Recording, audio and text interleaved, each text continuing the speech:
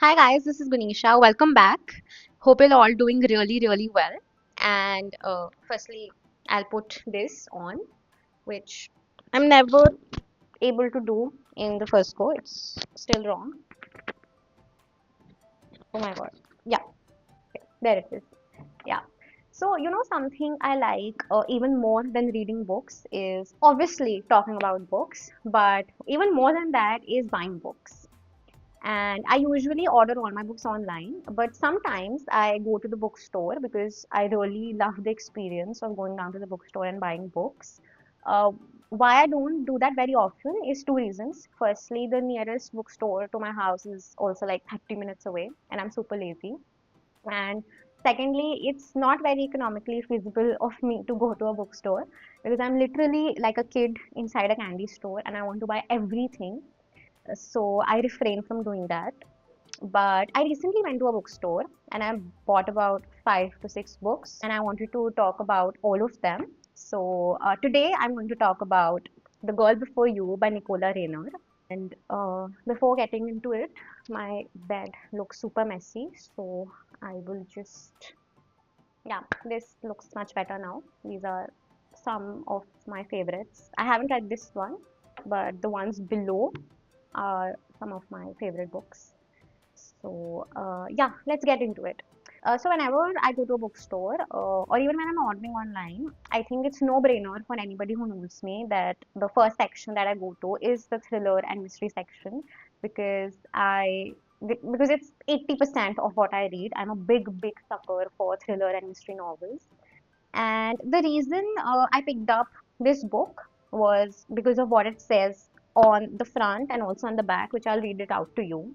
It says that the girl on the train, the ending will leave you gasping. And on the back also it says that a compulsive and twisty psychological thriller that will have you on the edge of your seat, perfect for fans of the Girl on the Train and readers of Lisa Jewell. The Girl on the Train, which is right here, is one of my most favorite thriller novels, and I would give anything to be able to read similar books. On top of that, if you're promising me a psychological thriller, if you're promising me a Girl on the Train, and if you're promising me a Lisa Jewell novel, then you must deliver it. And I think that is exactly where The Girl Before You falls because it sets the expectations too high. Also, with its introduction, which I'll get to in a while, the intro is actually very nice. It sets the expectations so high that you kind of end up getting disappointed. The book does start at an amazing note. The prologue introduces us to Naomi, who is remembering the last time she saw her elder sister Ruth while they were both preparing for a ball to go to, celebrating the end of the academic year. Ruth later goes on missing and is presumably dead. And the prologue talks about how Naomi is recalling the last time they spent together, the last time she saw Ruth.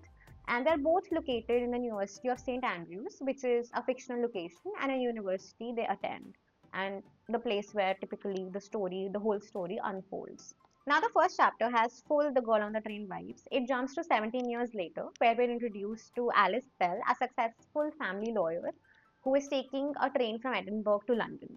She's drinking heavily and reminiscing the good times that she had with her husband George, who is a politician turned TV personality.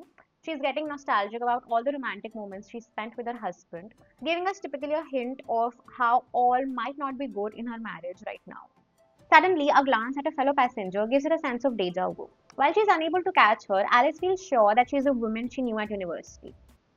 A woman who disappeared, presumed drowned. That woman's name was Ruth Walker. And while Alice did not know her directly, she has an icky feeling that her husband, who had a bad reputation among the girls during their time at the university, knew her. And while Alice is already aware of her husband's preceding reputation as a ladies' man, this time her unease becomes an obsession. An obsession into finding out the truth behind what happened to Ruth Walker. Is she really dead? Did she drown? And if she didn't, then what happened to her? And more so, who did it to her? The remainder of the story unfolds from the point of view of three women: Alice, Naomi, Ruth's younger sister, who is still haunted by her sudden disappearance, and Kat, who was at one point Ruth's best friend at St. Anthony's. The story also constantly keeps alternating between the present and the past, which was 17 years later when Ruth presumably went missing.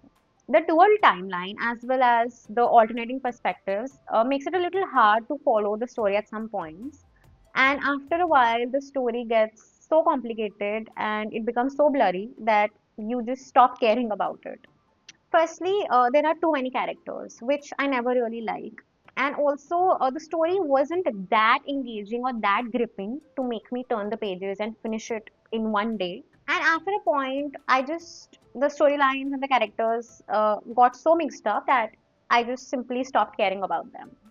See, the point is, as I mentioned in the start as well, if you're promising me a twisty, compulsive psychological thriller, something on the level of The Girl on the Train and Lisa Jewell, then you need to give me heavy twists and turns, jump scares, explore the human psyche in a way that keeps me hooked. While the book is definitely a page turner, it's not something that I just wanted to put down and not pick it up again. But what I really wanted to know and explore was the mystery of what happened to Ruth. Primarily also because she's the most interesting character out of the lot. She's attractive, she's mysterious, she's selfish, she's also a little impulsive, and you don't really know what her next move is going to be, which is the perfect recipe for the victim of a thriller novel. However, after 350 pages, when the story finally reaches the point where you get to know what actually happened at St. Anthony's all those years ago, how did Ruth disappear? Is she really dead? What role did George have to play in all of it? And blah blah blah. I just couldn't care less. I was a little bored and irritated by the way the story was so stretched before this. At times, I felt like I was reading the same thing over and over again, and I just wanted to get to the point. And honestly, I would have forgiven all of it if the mystery, the actual point of the story, was really that mind blowing. But honestly, it wasn't. The story, although was definitely heavier on the emotional side, it was emotionally targeting and it explored issues of female friendship, obsession, love, sexuality, and date rape culture. So I would not call this a thriller novel because it wasn't that thrilling for me. It was definitely a mystery, but there wasn't enough action in it for me. In the end, I would just like to say that this wasn't a bad read. It wasn't just the thriller I was looking for or the kind of mystery and action I usually look for in thriller novels. So it wasn't really my cup of tea, but it also wasn't something that I did not feel like reading at all or that did not make me interested in what was happening. It was a little stretched and a little slow for me and did not have a lot of action and a lot of twists and turns. That being said, if you are interested in a story like this and you're okay with a little slow paced thriller novel, which is a little also emotionally heavy, then you should definitely go for it.